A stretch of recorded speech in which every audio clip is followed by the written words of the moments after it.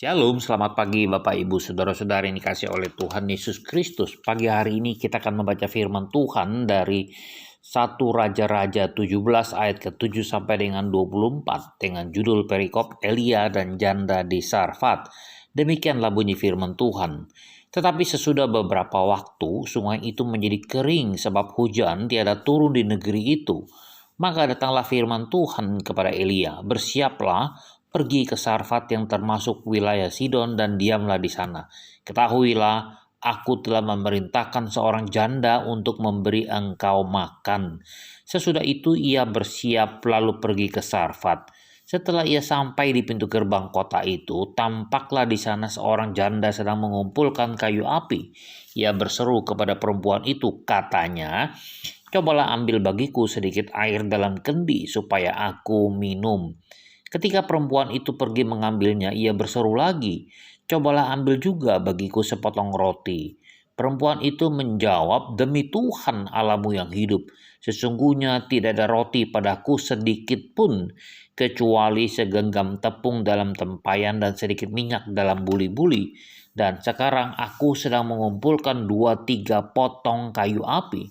Kemudian aku mau pulang dan mengolahnya bagiku dan bagi anakku, dan setelah kami memakannya, maka kami akan mati." Tetapi Elia berkata kepadanya, "Janganlah takut, pulanglah, buatlah seperti yang kau katakan. Tetapi buatlah lebih dahulu bagiku sepotong roti bundar kecil daripadanya, dan bawalah kepadaku. Kemudian barulah kau buat bagimu dan bagi anakmu.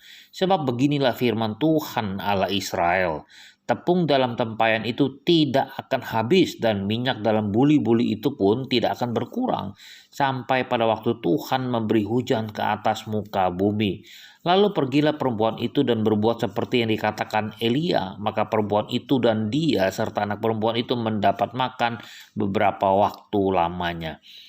Tepung dalam tempayan itu tidak habis dan minyak dalam buli-buli itu tidak berkurang seperti firman Tuhan yang diucapkannya dengan perantaraan Elia. Sesudah itu anak dari perempuan pemilik rumah itu jatuh sakit dan sakitnya itu sangat keras sampai tidak ada nafasnya lagi. Kata perempuan itu kepada Elia, "Apakah maksudmu datang kemari, ya abdi Allah?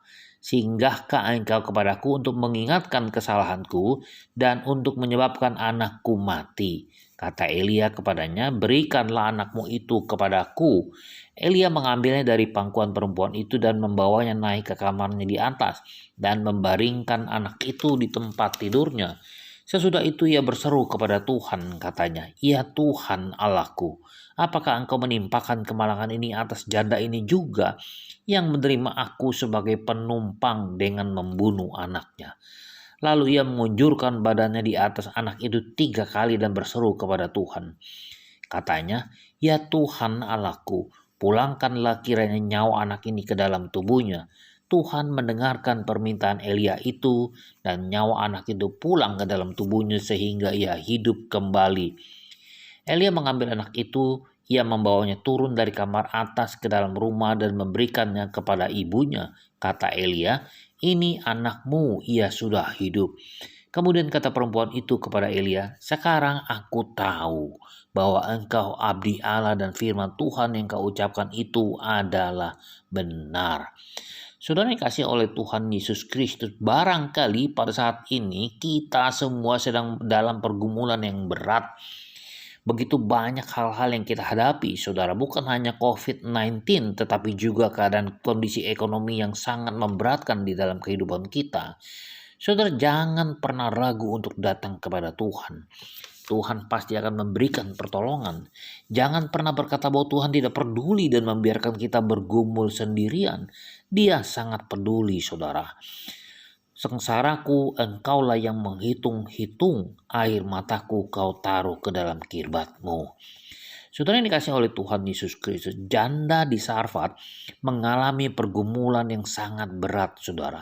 Di tengah kelaparan hebat yang melanda negeri itu, dia hanya memiliki segenggam tepung dalam tempayan dan sedikit minyak dalam buli-buli. Saudara, secara logika, janda dan juga anak ini sudah tidak mempunyai harapan lagi. Kenapa, saudara? Karena tepung dan minyak yang dimilikinya hanya untuk sekali makan. Namun bila Tuhan turut campur tangan di dalamnya, perkara yang dahsyat dan ajaib pasti terjadi. Apakah amin, saudara? Sungguh benar apa yang disampaikan oleh Rasul Paulus kepada jemaat di Korintus. Apa yang tidak pernah dilihat oleh mata dan tidak pernah didengar oleh telinga dan yang tidak pernah timbul di dalam hati manusia, semua yang disediakan Allah untuk mereka yang mengasihi Dia. Demikian kata 1 Korintus 2 ayat ke-9. Saudara yang dikasih oleh Tuhan Yesus Kristus, sedikit tepung dan minyak dalam buli-bulinya, si janda itu tidak habis-habis. Inilah yang sudah dialami oleh janda di Sarfat itu, saudara, ketika dia taat pada perintah abdi Tuhan, yaitu Nabi Elia. Mujizat pun terjadi. Namun saudara, berkat atau mujizat itu tidak bisa terjadi begitu saja. Tuhan meminta kerelaan janda itu untuk mentaati firman Tuhan lebih dahulu, saudara. Saat Nabi Elia menyampaikan perintah, sang janda tidak ragu atau berdalih dengan berbagai macam alasan, dan hasilnya saudara bisa lihat, tepung dalam tempayan itu tidak habis dan minyak dalam buli-buli itu tidak berkurang, seperti firman Tuhan yang diucapkannya dengan perantara Elia itu, saudara. Cara yang sama juga berlaku bagi janda yang memiliki hutang banyak dan padanya hanya ada sedikit minyak dalam buli-buli, di dalam 2 Raja-Raja 4 ayat 1 sampai dengan yang ke-7.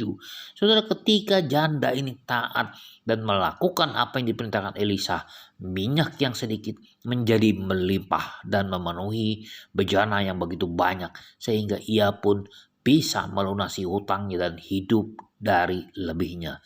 Saudara yang kasih oleh Tuhan Yesus Kristus, firman Tuhan di dalam Filipi 4 ayat 19 mengatakan, Allahku akan memenuhi segala keperluanmu menurut kekayaan dan kemuliaannya dalam Kristus Yesus. Ada satu syaratnya, saudara, asal kita taat kepada firman Tuhan. Selamat pagi, selamat berkarya, dan Tuhan berkati.